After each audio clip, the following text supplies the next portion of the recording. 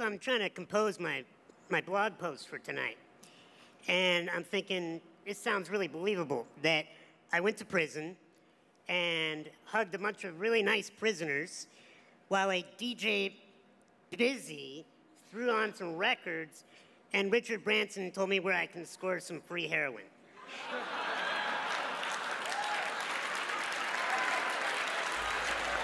سټېفنسن نومیږي انګیزه بښوونکی ليکوال او تراپېست دی. په پښو ګرځېدلای نه شو، لاسونه یې لنډ وو او څه موده یې په عادي ډول خواړه هم نه شوی خوړلی. کله چې نوموړی نړۍ ته راغی، ډاکترانو ویل چې په 40 ساعتونو کې مري. 15 کاله تېر شول، ټول هغه ډاکتران مړه شول، خو دی نه دی مړ شوی.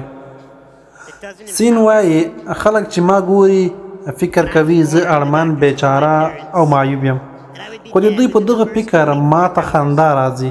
زه روزانه ګڼ شمېر خلکو ته د ژوند امید ورکوم، دنده کوم او خپل د ژوند مصارف په خپله پوره کوم. معیوب زه نه، معیوب هغه کسان دي چې پښې او لاسونه یې حرکت کوي مګر سهار وخته له خپلې بسترې راپاڅېدلی نه شي. خپل د ژوند هدف پوره کولو ته یې سترګې مړې وي، یو کوچنی مشکل حلولی نه شي او خپل وخت بې ځایه تېروي. زه کنفرانسونو ته ځم، ډېر سالم خلک د دې لپاره راځي چې له ما څخه یو جسمي ناروغ یم ژوند مهارتونه او حوصلې زغم زده کړي. نو ګرانه اورېدونکیه، نو چې سین کولی شي ژوند ته ادامه ورکړي په داسې حال کې چې نیمګړی دی، نه یې لاسونه سم کار کوي او نه یې خپې، نو ولې موږ په روغ جسم او روغ صورت سره د ژوند کولو مهارتونه زده نه کړو؟ ولې ژوند ونه کړو؟ ولې یو داسې څه نوښتونه رامنځته نه کړو چې نور خلک هم ترې ګټه واخلي؟ ژوند وکړئ، نور هم ژوند ته پرېږدئ. ژوند ډېر ښکلی دی. I have a belief that has served me in my life, and that is that everyone is rooting for me to win, even those that do not know it.